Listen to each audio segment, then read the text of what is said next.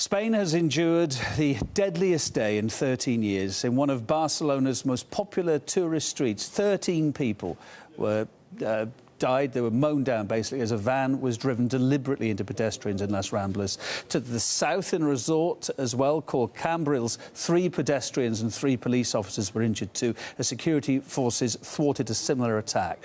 5 terrorists were shot dead. Islamic State claims to be behind the killings, but no direct link's been established.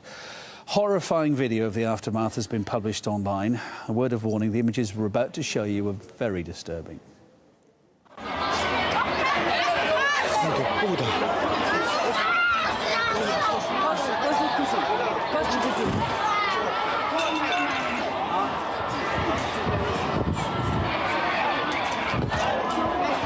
Joder, tío. Joder, tío. So here is how events unfolded in Barcelona at around about, bringing them up, around about 5 p.m. last evening local time. A white van was driven into people basically on a popular pedestrianised street called Las Ramblas. You can see that's the street, that's where it came from, that's where it ended up. It's a focal point, Las Ramblas, for foreign tourists to the city. The victims are from at least 24 countries. That van went on for around 500 metres until it reached a place called Plaza Boqueria down there, where the driver then fled on foot. He is still on the loose. It's an ongoing thing, this, at the moment. Let me tell you some more about this area then, where the deadly attack happened. Las Ramblas, there it is, picture of it, busy, busy place, busy tourist street. Packed, especially this time of year. Lovely evening, hot evening last night with souvenir shops, bars, people out in cafes. That van turned from a nearby square onto that pedestrian area and then was driven at speed down that street. We've been speaking to witnesses in the Catalan capital.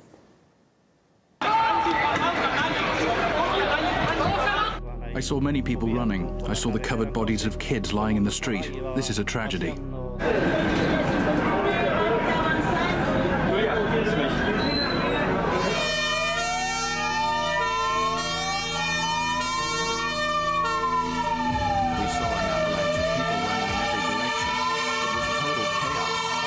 No idea what was going on.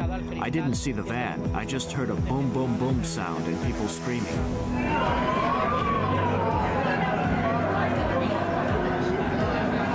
The van just stopped and the whole Rambla full of people in the floor. I saw a lot of blood.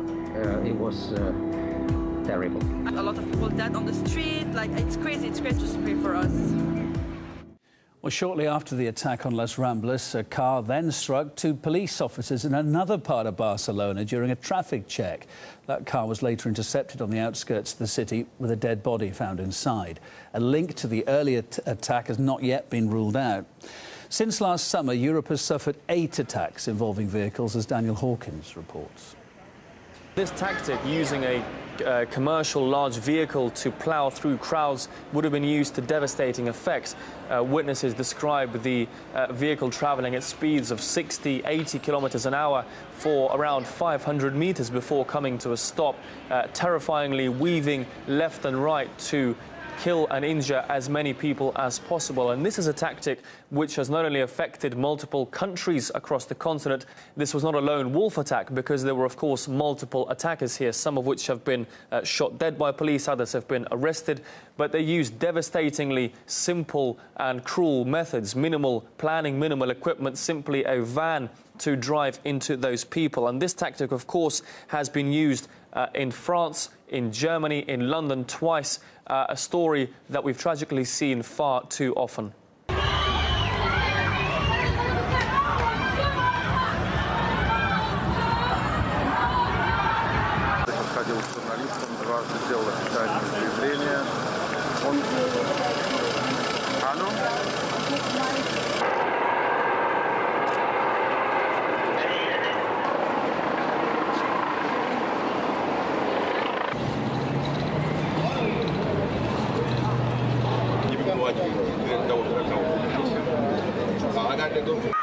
Move back!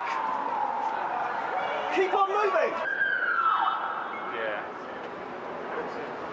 Now, we can't separate this attack from events, of course, in the Middle East. ISIL, Islamic State, is losing ground very quickly in both Iraq and Syria. They've lost Mosul. They've pretty much lost Raqqa. Deir ez-Zor, their last stronghold province in Syria, is being rapidly advanced upon by the Syrian Arab army. So as a battlefield force, they're diminishing rapidly. That means they'll focus their tactics on defenseless civilians, on hitting soft targets across Europe, increasing these sorts of attacks as they have threatened to do so many times. And the very fact that they've hit Spain, of all countries, which has not had such a history of Islamist terrorism as has France in recent times, for example, is also very telling. Many analysts have drawn a link between foreign policy and these terror incidents over recent times.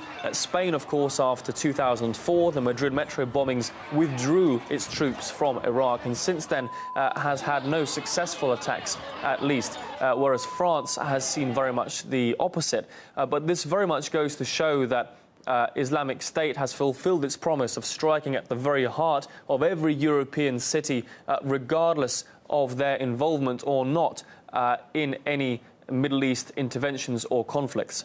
The prevalence of terror in recent years in Europe has meant that some families can even get caught up in different attacks. Here's the experience of one man in Barcelona shared with us.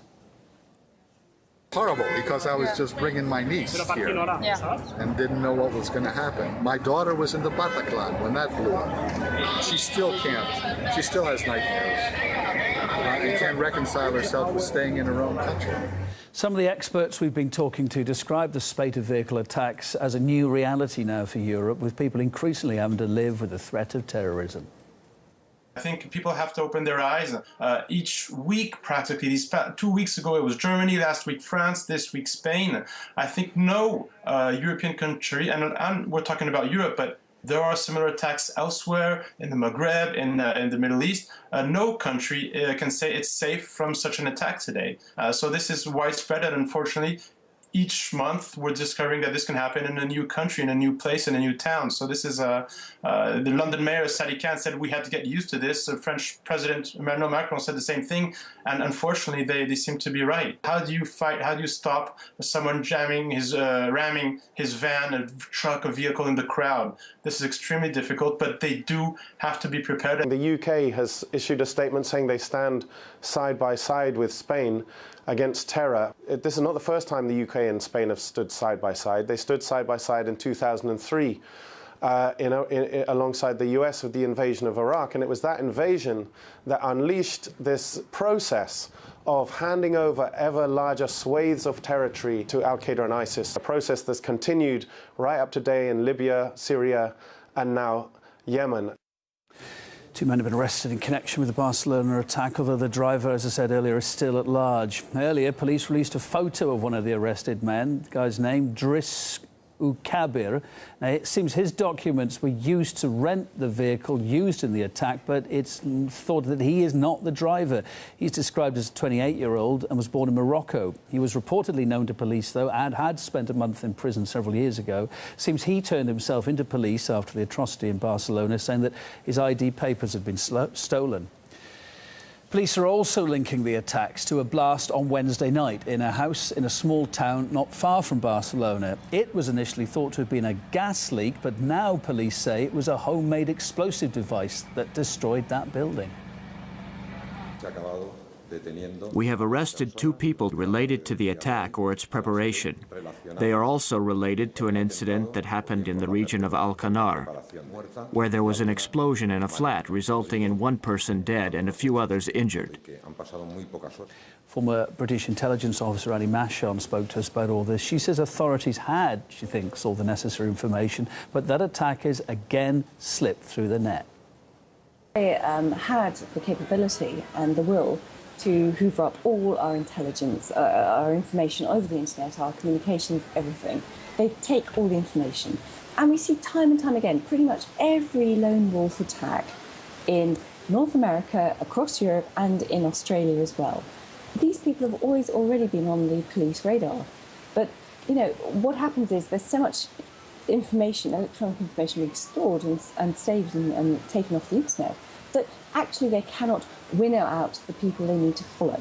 They're not doing the preemptive intelligence-led operations to stop attacks. What they have is just a big database of stuff where an attack happens, it's appalling, everyone's outraged, everyone lights candles, but then they can find out who carried out the attack and who their associates might be. That is police work, that is not intelligence work. People want to be safe on the streets. You know, the Spanish people don't want to be overrun, they want to be safe. So that's the basic issue. Condolences have flooded in from around the world over the tragic events in Spain. The hashtag Pray for Barcelona has been trending on social media. Emily Sue looks at the international reaction. The Catalan president has declared a 3-day mourning period over what happened in Barcelona today.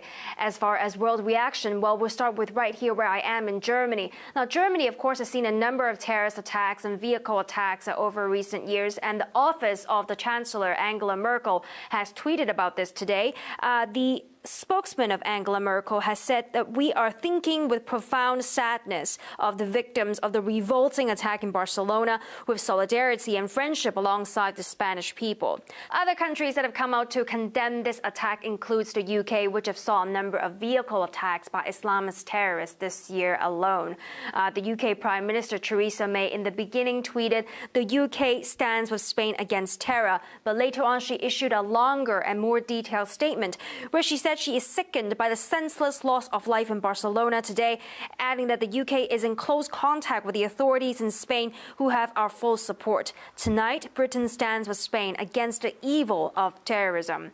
That's what she said in a longer statement issued later.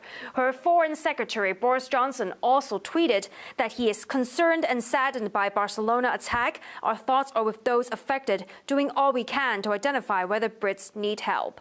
Over in France, the French President Emmanuel Macron said this in a tweet. "All my thoughts and solidarity of France for the victims of the tragic attack in Barcelona. We remain united and determined." Meanwhile, the European Commission President Jean-Claude Juncker also tweeted about this, saying that this cowardly attack has deliberately targeted those enjoying life and sharing time with family and friends.